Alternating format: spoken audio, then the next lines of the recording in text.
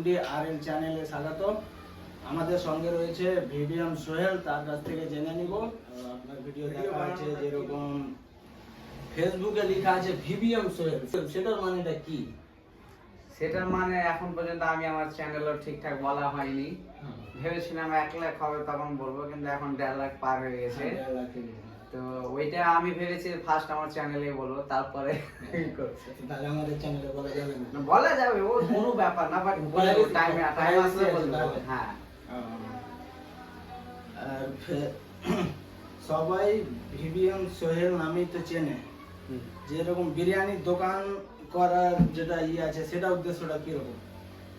Video আমি recent করতে লাগলাম। আমি বিরিয়ানি আগে থেকেই দোকান করি না, আমরা দেখলাম যে মাঝখানে পরবর্তীতে উৎপাদন করা এটা ভিডিও। আমি দোকান যখন ফার্স্ট চালু করেছিলাম, ওটা যেহেতু আমাদের একটু লোকাল এরিয়ার মধ্যে পড়ে, তো ভেবেছিলাম কেমন চলবে না চলবে। তো প্রথমে একটা দোকানই নিয়েছিলাম ভাড়াতে। তারপরে তোমাদের সবার ভালোবাসা, দোকানটা ভালো চলতে লাগলো। দিয়ে একটা দোকান থেকে আলহামদুলিল্লাহ এখন 5টা দোকান হয়ে গেছে। আর তুমি যেটা ওপেনিং দেখেছিলা, ওটা আমি নিজে কিনেছিলাম নিজের টাকাতে, দিয়ে ওটা আবার রিওপেনিং করেছিলাম। দোকান খোলা আমার 6 বছর প্লাস। 6 বছর প্লাস। আমরা ভিডিওতে প্রায় তো দেখি, কিন্তু বিরিয়ানিটা দেখা ছিল না, তাই জন্য এই করা হয়েছে। তারপরে ফেসবুকে যেরকম আমি দেখতে পাই, আমরা সবাই দেখতে পাই ফেসবুকে মানে জুয়ার অ্যাড নিয়ে কথা বলো। সবাই মনিটাইজার হওয়ার পর সবাই জুয়ার নিয়ে তো অ্যাড করে, তাহলে তো ওনার আইডিতে টাকা আসে বা কিছু যা হয়। তো ওইটা যে সবাই জুয়া খেলতে বলে আর বারণ করছো, এটা বুঝতে পারছি না আমরা। বারণ বলতে, কারো পেটে লাত মেরে নিজের পেট ভরাটা আমি পছন্দ করি না। কারণ জুয়া জিনিসটা হচ্ছে এমন যে কাউকে খেলতে বলা আর ওর লাইফ নষ্ট করা সমান। কারণ একবার যদি নেশা লেগে যায় তো ছাড়া মুশকিল। হ্যাঁ, তাই জন্য তাহলে ফেসবুকে ইনকাম কিরকম মানে কি হয়? ওখানে যে অ্যাডস না করলে তো ইনকাম খুব কমের মধ্যে আসে। তো ওটা আমার এর আগে একটা কার্ড ছিল যেটা তোমাদের বাড়ি এখন নিয়ে এসেছি। তারপর আর একটা কিনেছি, তুমি দেখেছো। আগে একটা আইফোন ছিল, এখন 2টা আছে। আগে কম দামি ঘড়ি পরতাম, এখন একটু হালকা ব্র্যান্ডে গেছে। তাহলে শোআপের ব্যাপার না, মানে আমার লাইফস্টাইল আমি ভালো মতন এনজয় করি ফেসবুকের টাকাতে।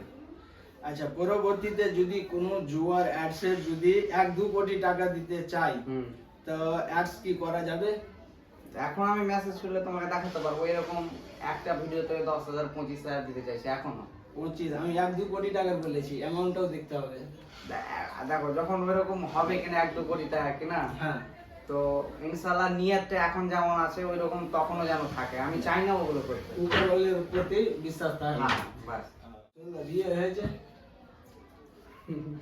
কি মানে দেখে কি মনে হচ্ছে বলে? আমাকে তো মনে হচ্ছে যেরকম শাহরুখ খান এখনো 60 বছর বয়স, সেরকমই লাগে, সেরকম মনে হচ্ছে। এটা যদি প্রাইভেটই ওকে প্রাইভেসি না জি, আমার বিয়ে হয়ে গেছে। বিয়ে হয়ে গেছে? বাচ্চা কাচ্চা আবার আছে নাকি? বিয়ে হয়ে গেছে। ওকে। আর যেরকম ফেসবুক, ইউটিউব এই দুটো তো করো, তাহলে এই দুটোতে আর্নিং কিরকম হয়? ইনকাম, রোজগার ভালো হয়, লাইফস্টাইল ভালো এনজয় করি, বিন্দাস ঘুরি।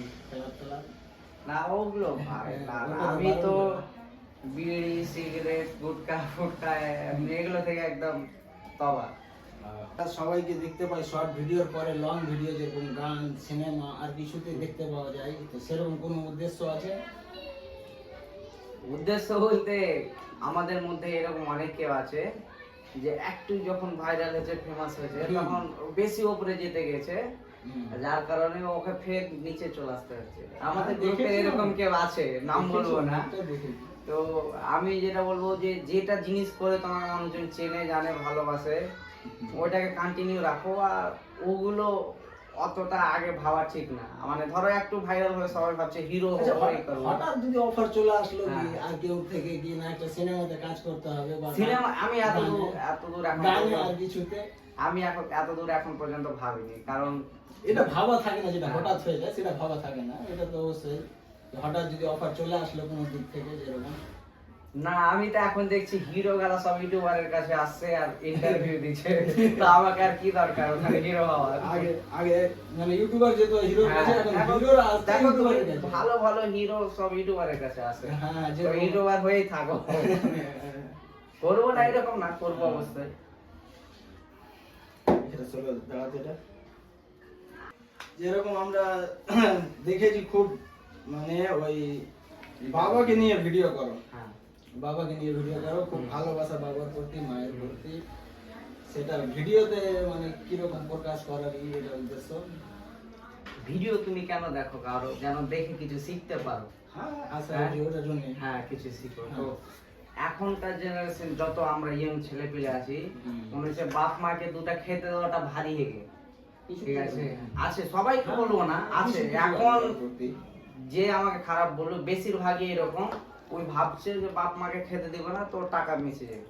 তো আমি রিসেন্ট যেটা আমি আব্বাকে নিয়ে ভিডিও বানিয়েছিলাম, রেস্টুরেন্টে পপ্পু এতে। হ্যাঁ, তো আমি কিছু কিছু জিনিস ফিল করেছিলাম যে মানুষ ইগনোর করছে। তো আমার ভিডিওটা বানানোর উদ্দেশ্য এটাই যে আমাকে দেখে যদি তাও একটা বাপ মা একবারে যদি ভালোভাবে খেতে পায় এরকম। আর এরকম না যে ভিডিওতে আমি ভালোবাসা দেখাচ্ছি বাপ মাকে। এখন আমার অলরেডি বিয়ে হয়ে গেছে, তা আমি এখন বাড়ি যাই কিনা, তো আমি আগে আমার রুমে ঢুকি না, আগে আমার আব্বা আম্মার ঘরে ঢুকি, তারপর আমি রুমে ঢুকি। এখনো সেম, হ্যাঁ, মানে বাবা ভালোবাসা আছে তার জন্য এখন তিনটা বেস্ট। মোটিভেশন। হ্যাঁ মোটিভ। আমি একটাই কথা বলবো যে ইংরেজি আমার একটু তো খুব পাকা। I also don't know English. আমি একটাই কথা বলবো, যে জিনিসটাতে কষ্ট পাবা ওটাকে ভুল যাও।